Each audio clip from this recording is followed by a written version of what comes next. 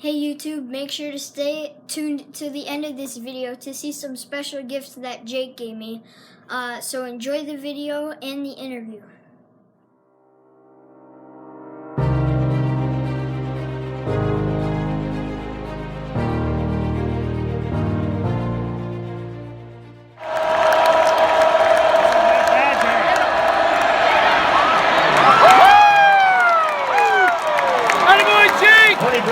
Complete to Jake Ferguson for the Wisconsin touchdown.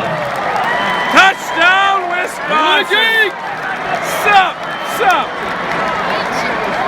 Not much, sup.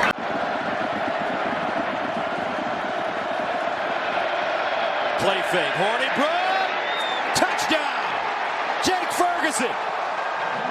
And Granddad is a happy man right now in the press box. Barry Alvarez's grandson, Jake Ferguson, the redshirt freshman, scores a touchdown.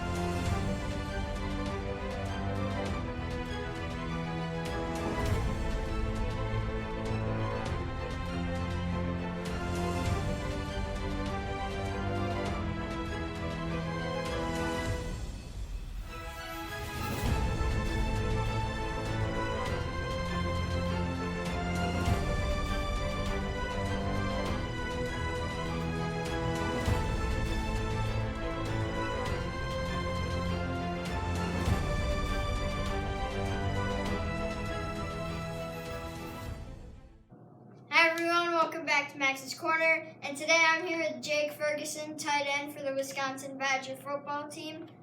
He was tight end for Wisconsin Badgers entering his redshirt sophomore year. He went to high school at JMM in Madison, Wisconsin, where I will go in a few years, and he went to the same elementary and middle school as me, SMG. He was second leading receiver on the Badgers last year during the 2018 season. Honorable mention in Big Ten. Badgers Offensive Rookie of the Year, considered one of the best tight ends in the Big Ten, and also played basketball and baseball growing up. So, Jake, I have a few questions for you. First one, what is it like being a well-known athlete on a Big Ten campus? It's pretty crazy. Everywhere you go, people know who you are. And still there's a ton of people to meet, and you can learn a lot from a bunch of people. And then also, since it's such a big program, you got people coming in all over the country, and you meet a lot of new guys from all over the country, and it's pretty fun, and you get to learn a lot, and I don't want to be anywhere else. I love Wisconsin. So. Yeah, UW is pretty big. How does it make you feel having people talk about you possibly being an NFL tight end? It's crazy to me. That was my dream growing up ever since I was your age. Even going to SMG, playing football on the playgrounds, talking about going to the NFL, and now part of it's coming true, and just being so close to it. That's what I really love, but a lot of work to do still. Yeah. How has being a Memorial Spartan prepared you for where you are now? Going to Memorial, you meet a ton of people. From SMG to Memorial, it's a big transition, and I think Memorial helped me a lot to interact with different types of people and interact with older, younger people, and it really helped me get ready for the bigger stage, which couldn't thank Memorial enough. So yeah, you hear that. If you could play one other sport, what would it be? Hockey. I can't ice skate. I still can't ice skate, so and just being able to ice skate and play hockey would be really cool. And growing up, I never really liked it, but once I got to college, just going to hockey games, it's pretty cool. And I still can't skate, so yeah. It's pretty. I can't either. Me and my friends just go there for the fights. If you could play one other position on the football field, what would it be? Punter, or punter, or quarterback. Just because I punted in high school, and then quarterback just because Everybody thinks they can play quarterback, but You get to chuck a football. yeah, you get to score all the touchdowns. Yeah. Who was your favorite athlete growing up? I think my brother was probably my favorite. I had one for every sport. So, I mean, Gronkowski, big tight end. He was always my favorite. And then basketball, I just like LeBron. But it switches when I play it. Like when I'm in basketball season, favorite athletes LeBron, football Gronk. And overall, I think it'd be my brother though, just because he taught me a lot, and I actually got to play with him. What is your favorite place to eat in downtown Madison? Ian's Pizza is pretty good. Oh yeah, I love that place. It's very good. I'd say as of right now, it would be Samba. It's kind of a Brazilian place where they walk around with meat, slice a bunch of meat off for you. It's pretty fancy, but if you go on Sundays at like noon, there's a brunch special, and it's only like $20 for all you can eat. So Wow. yeah, pretty Sounds good. pretty tasty. What is it like going to a college in the same city you grew up in? Well, I grew up on the west side of Madison, and I never really went downtown unless Badger game days, stuff like that. But I never really left the west side, and then coming downtown and living here for a couple of years, I feel like it's totally different, like a completely new city.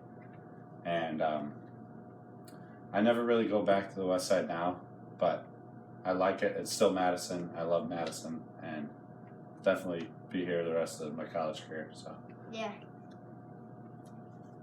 What team is the most satisfying to beat? Iowa. They were my first Big Ten game, and it was going up the week of. They were talking about how it's going to be a dogfight, how you're going to get hit in the face. You just got to stand back up and hit them back. And that's exactly what it was. But walking off the field with the W after that game was pretty satisfying, and their fans are really mad, and it's nothing better than going in someone else's stadium and beating them. So it's pretty fun. Yeah, kind of like game 163 when the Brewers beat the Cubs. Yeah. Yeah, that was pretty satisfying. What were some of the biggest things you learned during your redshirt freshman year? My redshirt freshman year, I was on scout team the whole time. So never got to play, just got to stand on the sideline at home games, never got to travel to away games. But I learned that the game is much faster at a college level, and you got to be a lot smarter, and you have to know, as soon as the huddle breaks, you have to get down, and you have to know exactly what you're doing, and then you have to make reads. In high school, it was basically just play ball. And college level, you got to know a lot more, which that whole year really helped me. And I came in at 200 pounds, which is small for a tight end. And now, after that freshman year, I weighed 240 pounds, which is pretty close to the ideal weight, which really helped me. I wasn't getting thrown around as much. Looks like Ian's Pizza helped you put on that weight. Definitely. And the weight room. What's the strongest part of your game, and what are you focusing on improving? I'd say right now the strongest part is probably my route running, ability to create separation from defensive guys. But I mean, I still can work on that a ton, and over the spring ball area, I was working on run game, blocking, stuff like that. But I mean, I think I need to improve my whole game, whether I'm good at it or not. Yeah. And then my IQ, my football IQ, being able to read defenses like very fast, so I know what I'm doing, and so I can change routes, change blocks, stuff like that. I think I could work on a lot of things. Yeah, you were the second leading receiver for the Badgers, but you also had more touchdowns than the leading receiver. Yeah. I know that there's a new QB this year, so on a scale from 1 to 10, how hard is it adjusting to him? Hornibrook was a lefty, so the ball spins different than a righty. I mean, looking at that come off his hand and having to catch it, it's a little bit different. But when I was with Hornibrook, we had a lot of chemistry. Going through fall camp, we played a lot of ball together. And Graham Mertz, we haven't played a lot of ball. Jack Cohn, we haven't played a lot of ball. But I trust him, and really excited to watch him play, which one it is. Yeah, what makes it so hard? You said the spin, but like their attitude or what makes it different? The reads. Hornibrook used to just, whenever he got in trouble, he'd lean back, find me, and throw it to me. Yeah. When Jack Cohn, whenever he gets in trouble, he dumps it off to the running back. Graham Mertz is different. When he gets in trouble, he hits the short route. So they have different tendencies, and they have different balls. They have different ball speeds, stuff like that. It's all a little bit different, but at the same time, it's kind of the same. Yeah. What is it like being on this? What was it like being on the same team with your brother, and what did he teach you about being a Badger specifically? It was crazy. We were 4 years apart, so we never got to play high school ball together or college, except when he took his 5th year. He taught me probably the most about football, just being physical, and then also being smart, where you need to be angry all the time when you're playing football, but off the field, you need to be somebody completely different. Like, it's almost 2 different worlds. And he definitely showed me that his first year, being able to watch him. And he had a 99-yard pick six, and I was behind him running down the sideline, and I almost got a flag for it, but it was pretty cool to watch him. And he had a really good senior year, which I loved to be there for and loved to be on the same team as him. Yeah, I remember that pick six. That was pretty crazy. Who inspired you to play football? I think my family did. I mean, I was born and I had a football in my hand. My first toy was a football. My family all loves football. So I think it was mostly my family. Just growing up, not playing video games, just throwing the ball around in the front yard, stuff like that. Where it wasn't really a sport to me. It was just something that I knew, something that I grew up doing. And then finally being able to put pads on in 4th grade was awesome, and I've loved it ever since. Yeah, so you said your family was a football family, but having Barry Alvarez, a coach for Wisconsin and a former college player, and as your grandpa, and your dad playing at Nebraska, and then you and your brother playing at Wisconsin, what's it like carrying on that family legacy of football? It's crazy. Both my grandpa and dad played in Nebraska, and I don't really like Nebraska now, but I do have a respect for them because they did play college athletics, so they know exactly what I'm going through all the time, and I can always call them whether I need help or advice, stuff like that. And just being able to carry this on it's so satisfying to me, and at the same time, it shows me how much more work I have to do, how much more I have to get done, just to make everybody proud. Yeah, that's kind of like me in basketball, because my grandpa was a coach and my parents both played. Now I play. Definitely. Someday when your football career is done, what do you plan on doing? I'm actually pursuing sports broadcasting in my major right now. So, sports broadcasting, film with a certificate in acting. Or I would also love to come back and help kids, whether high school, college, youth ball, just coaching. Give them a shot to be great and show what they got. And what advice do you have for young football players and young athletes out there? I'd say just keep working. You're going to get pushed down a lot. You're going to get smacked. You're going to get injuries. Stuff's going to happen. But it's how you respond to that is what makes you great. And a good player can have a bad work ethic, and he could just be a decent player. But when that good player has a great work ethic, that's when he's a difference maker. Yeah.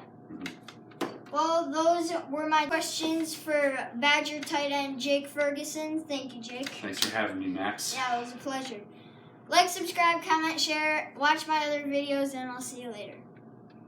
So, that was a pretty cool interview with Jake. Super awesome. And after the interview, he was so kind and gave me a few gifts and signed some stuff. So first, he signed several photos, including these two. They are really nice, signed with blue Sharpie. And they're both right across the white pants. And it's during a game. This one is against Nebraska, and this one is against Illinois. He also signed a mini helmet for me, super cool, signed in black Sharpie. It shows up really well on the white. I didn't want him to sign it with blue because the Badgers aren't blue, they're red and black and white. And finally, probably the coolest thing of all, and one of the coolest things that I've ever gotten, Game used receiving gloves. He's a tight end, so he gets passes thrown to him. And they are super grippy, like super grippy. And he wore these during some games. He signed both of them for me, super cool. He wore them for half of an Illinois game. The game against Purdue, which went into triple overtime, and the battle for the axe against Minnesota at the end of the year. You can see some stuff that was worn off, especially on this hand. And he broke his finger in these gloves. I think it was this finger right here. He broke his finger during the game, but he kept playing. So that's the life of the football player. You break something and then you just keep going. So check out the footage of him signing all of this stuff, and also check out the footage of me balling it up with the Jakester. Alright? I hope you enjoyed the video. Like, subscribe, comment, share. Thanks for watching, and I'll see you later.